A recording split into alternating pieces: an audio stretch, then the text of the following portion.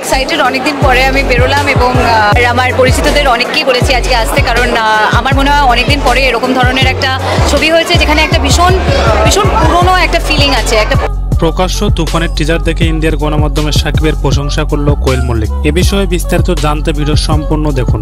সম্প্রতি তুফান সিনেমার টিজারে সাকিব খানের লুক গেটআপ দেখে চিনতে পারেনি কোয়েল মল্লিক। 1 মিনিট 21 সেকেন্ডের টিজার প্রকাশের পরপরই প্রশংসা আসতে থাকে দেশ এবং দেশের বাইরে থাকা বাংলা ভাষাভাষীর মানুষদের কাছ থেকে। এমনকি 2 দেশের বড় বড় ডিরেক্টররা করেছেন এই সিনেমার প্রশংসা। তবে এই তালিকায় এবার যুক্ত হলো কলকাতার হট গ্ল্যামার নায়িকা কোয়েল মল্লিক। তুফানের পোস্টার ট্রেলার প্রকাশের পরপরই ইন্ডিয়ার গণমাধ্যমে সাকিবকে নিয়ে কথার ফুলঝুরি তুলেছেন কোয়েল।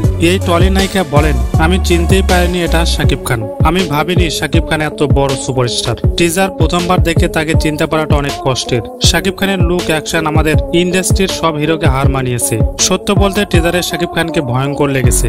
আজ হারে হারে টের পেয়েছি কেন সাকিব খানকে 2 বাংলার মেগাস্টার বলা হয়। সাকিবের লুক অ্যাকশন বলিউডের 100 কোটি বাজেটের সিনেমাকে হার মানাবে। সে আসলে একজন দুর্দান্ত অভিনেতা। সাকিব খান আবারও প্রমাণ করে দিয়েছে সে কত বড় সুপারস্টার। তাকে সঠিক ব্যবহার করলে তার কাছ থেকে কত বড় জিনিস পাওয়া যায়, আবারও তার প্রমাণ মিলল। তাহলে প্রিয় দর্শক, তুফান সিনেমার সকল আপডেট পেতে আমাদের চ্যানেল সাবস্ক্রাইব করে পাশেই থাকুন।